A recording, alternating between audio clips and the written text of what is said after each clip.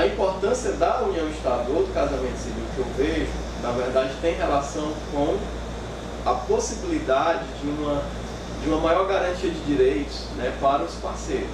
Né? E aí a gente conhece já diversas histórias e situações de parceiros que após a morte de um dos companheiros tiveram dificuldade tanto com os filhos, quando os filhos não são do nome dos dois, quanto também com relação à herança, a patrimônio, que é de alguma forma construído pelos dois. Né?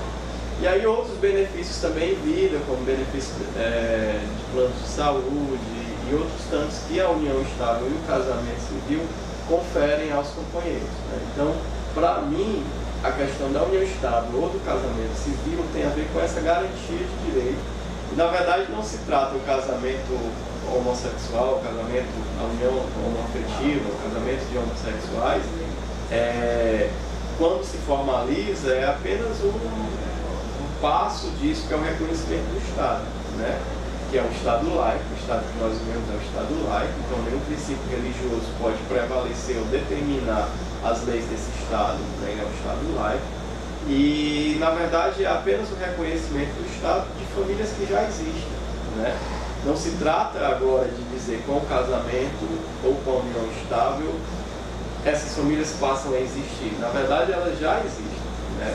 O que a união estável ou o casamento civil vai fazer é apenas reconhecer, né, o que de fato já existe.